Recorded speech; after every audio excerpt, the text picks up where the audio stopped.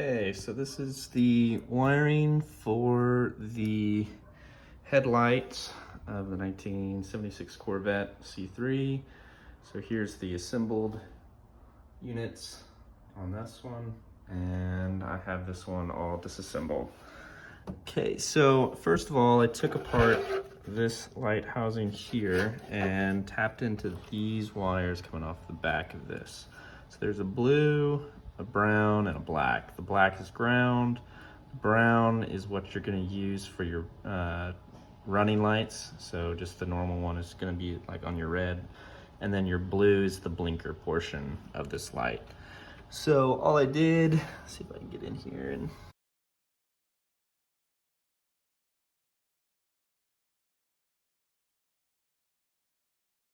down from here up here, and then it runs, oh, let's see if we can get a better one. And it runs on the back side of this wire. It's zip tied together, but it runs all the way up through here and back through the back of the tail light. So back through there, just kind of like the normal housing way of the original wiring. Okay, so then this right here is, you know, your normal plug for the back of your tail light, as well as this one. Okay, so the only difference here is that those three wires are spliced to have the blues, these two blues together. Let's see if this will focus. There we are. Okay, so these blues are spliced together back up here, as well as the red and the black. And all they do is come into these housings, these three-prong housings that you plug into the back of your tail light. And the other one is, it's back in here, yeah. So there's the other one. So those just plug in from the back of your deal. Now the part that's tricky is that when you come back to put your little cup here, I'm not exactly sure what they're called officially, but when you put these on, right, you gotta run your wire, at least I found anyway, the easiest way. So you gotta run your wire, your pigtail, the one that connects to these blue ones right here, underneath this cup. All right, so in my case right here, here's the assembled unit. I have LEDs that I installed. The units I make are not gonna come with LEDs. If you want the ones that I have, you're welcome. I'll show you where I got them. I had to do some modification to the hole there to get the oblonged part of the cooling fins there on the back of the LED. I would recommend them. They're a whole lot brighter, but these housings all together, they're pretty great. You can change out bulbs, or you might even find better LEDs than I got. So, but yeah, so these, you know, just sit right through here where, you know, that fits through there, and this wire, I'm dealing with only having one hand. This wire sits through here and it's sitting in that cup, right? But given where this is at, so as to not leave wire, you know, hanging around in here,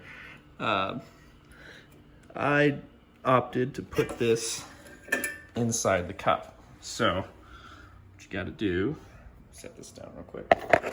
All right, so what you gotta do is once it's in this housing, you have the back of this. I guess I modified that one too. I rounded out some of the edges on these housings here. And then I would install it by, actually, this one goes in here. I would install it by putting that in there, and then having this run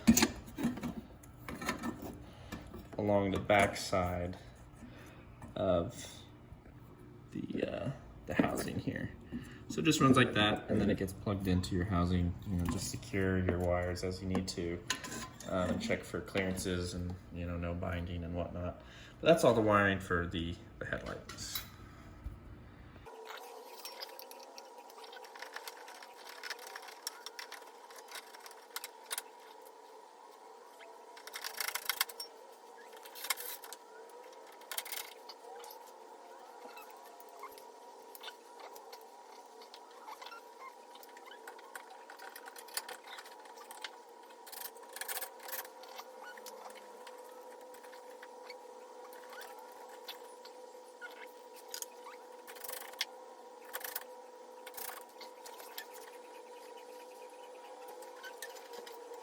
what happened here. That hangs down. That hangs down off of that. And then it all gets kind of shoved up in there. I believe I had this zip tied together on these two. This is that one switch, but I have these zip tied together originally, and that's just for, you know, cable management. And then that other one just plugs into that pigtail. Right, let's see, right there, that one. Just plugged it into that. Then the process repeats for these guys right here.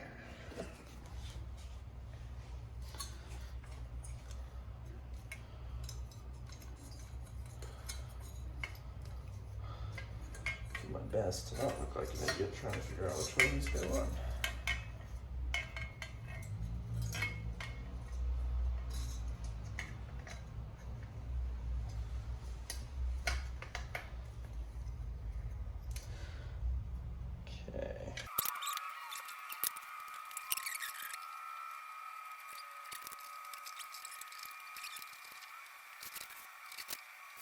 Found it.